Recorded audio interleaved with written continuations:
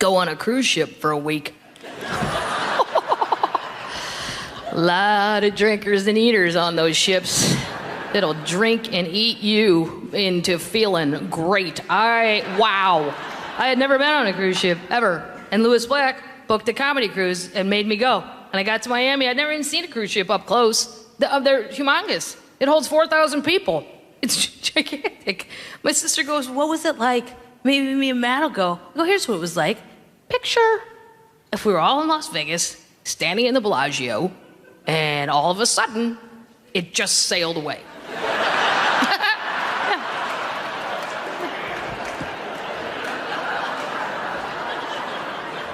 Yeah, the whole building. And nobody panicked or acted weird. I see ya, bye.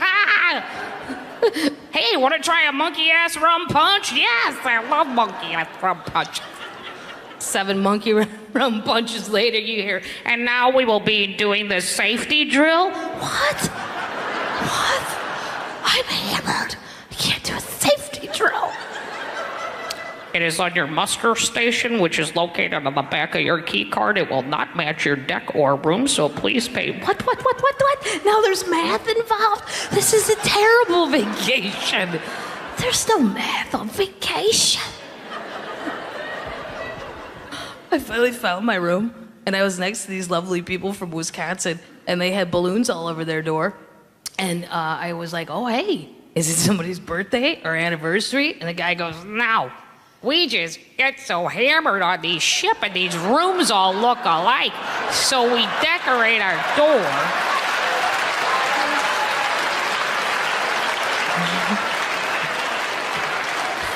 And the good news for you, sweetheart, is every time you find this door, you got a 50-50 chance of finding your room. Yes, I do, Mr. Milwaukee. You are my new best friend. Don't tell me alcoholics are lazy. Look at that energy. He had to get tape, balloons. He had to stop smoking for 4 seconds to blow them up.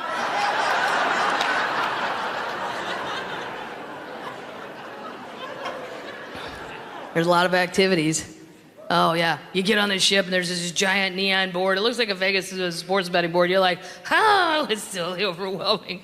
You're like, oh, that looks fun. That looks fun. Well, if you're a sleeper-inner or a drinker later, you will not be involved in any of these activities because these will require you to be up at 6 a.m. with a fanny pack on, ready to jump in some dinghy with your new friends from Buffalo. And, no. Because my friend Shay wanted to do it all. And I'm like, no, I am not getting up at 6 a.m. to go to Stingray Village. I don't have it in me. If someone puts the stingrays in my bathtub, I will pet them, but I am not, I'm not doing that. I don't care enough. Her and her husband Mike, they did every activity. You sure? And she checked back in. You sure, Kathleen? Tomorrow we're going to zip line through the Mexican jungle. Yeah? I'm sure. There is nothing I could think of that would make me projectile vomit more quickly than to be hot and hungover and shot through a Mexican jungle on a rubber band. No, I'm good. I am good right here on this chair with my monkey-ass rum punch. And you know what? You call me crazy, Shay, but I question the safety of that apparatus. I truly do. Oh, no, they make you sign a form. Really? What form? Who made those up? Juan and Julio in the van that won't be there when you come back with your flesh-eating bacteria wound that there's no hospital around. Hope you have a good time with the ship doctor getting your bacteria-eating leg fixed up.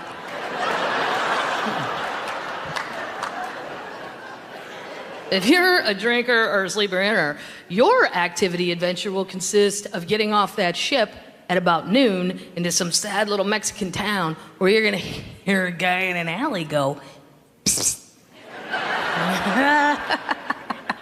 And you don't know why, but you're going to go over that guy because you want to hear what he has to offer.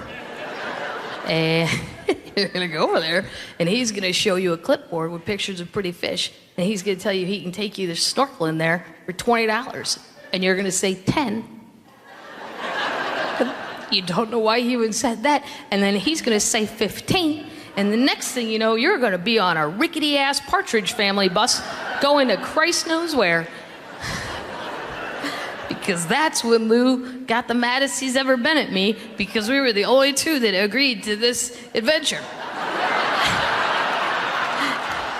He was like, "This is stupid. This is the stupidest thing you've ever talked me into. We don't know who the fuck that man is.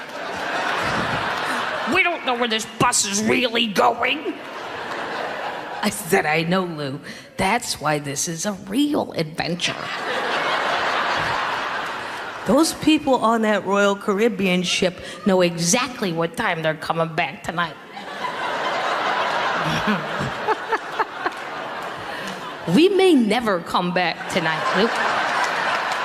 Do you understand the level of excitement I have provided for $15 a man? Come on.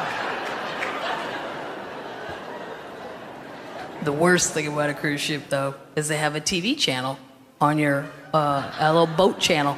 And in the afternoons, when I first turned it on, it's a picture of where you are in the ocean, because there's cameras on the outside of the boat. And you go, "Oh, isn't that lovely?"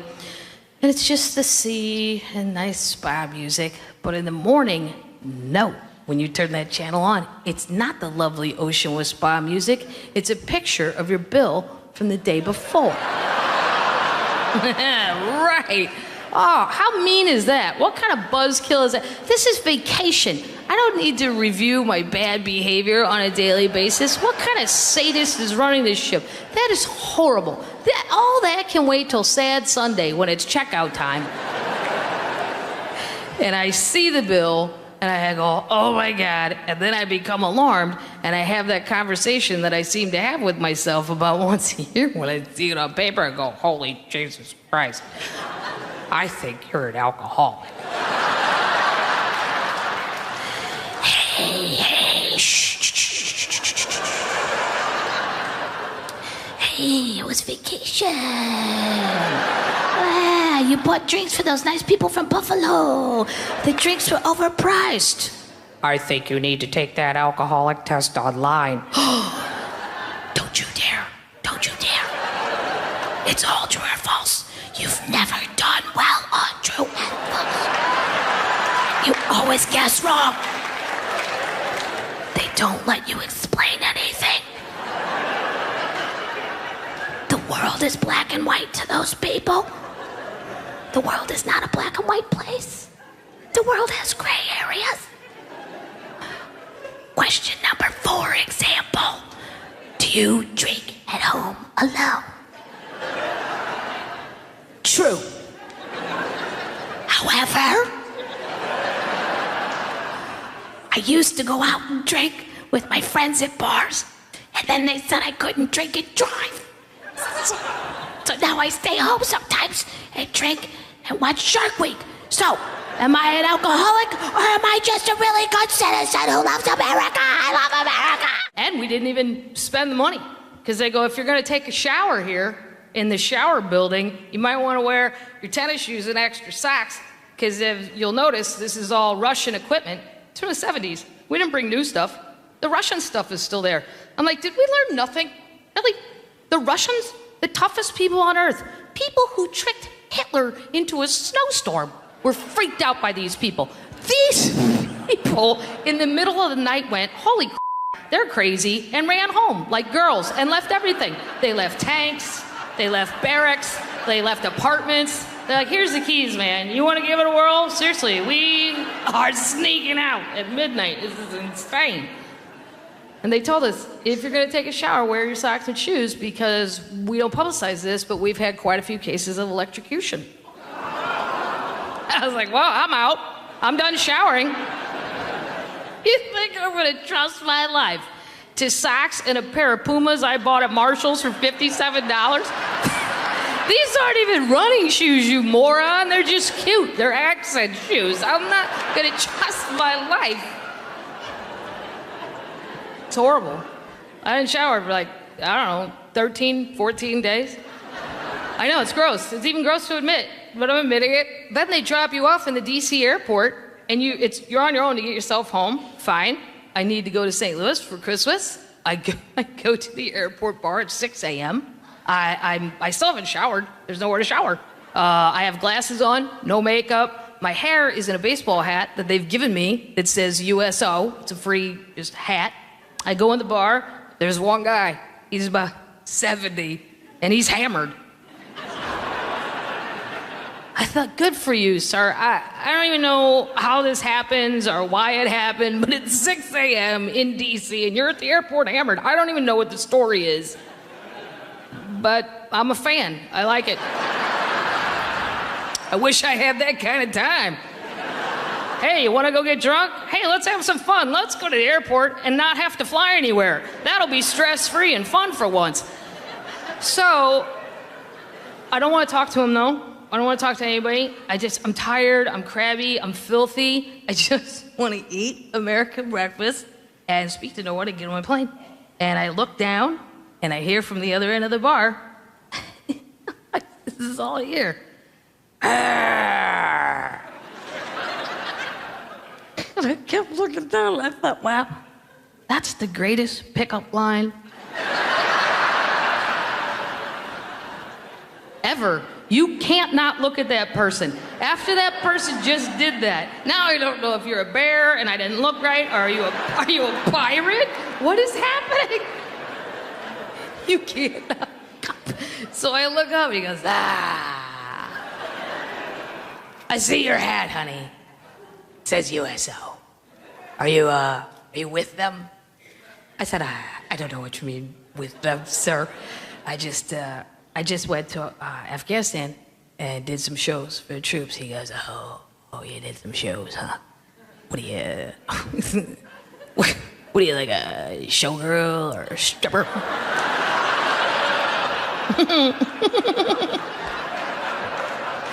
I was for like half a second, and then I was like, I should marry this guy. Are you serious? I have head lice right now, sir. My hat's moving. My hat's moving on its own. And somehow you look through all this and you see showgirl, stripper, cleaner, upper. You can see. Wow.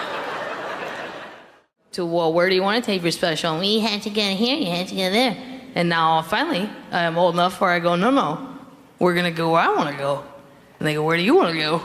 I said, I want to go to Detroit.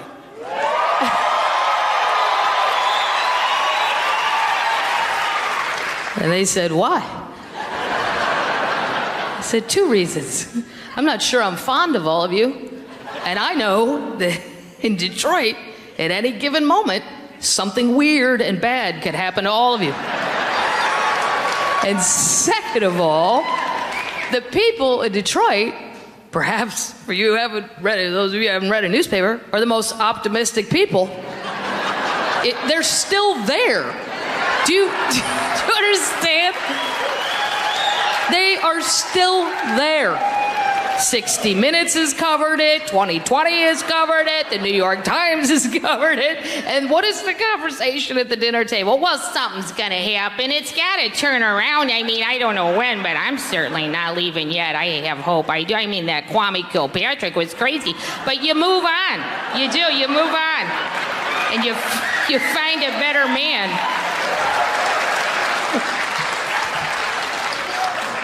I do love this city. It's, and, you know, I don't know if this is progress, but normally, and this is my city included, we're usually flip-flop in number 1 and number 2 in murder.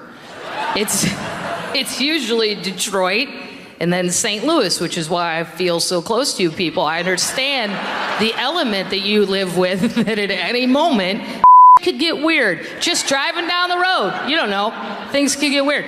But this year, oh, no. Number 1, Flint.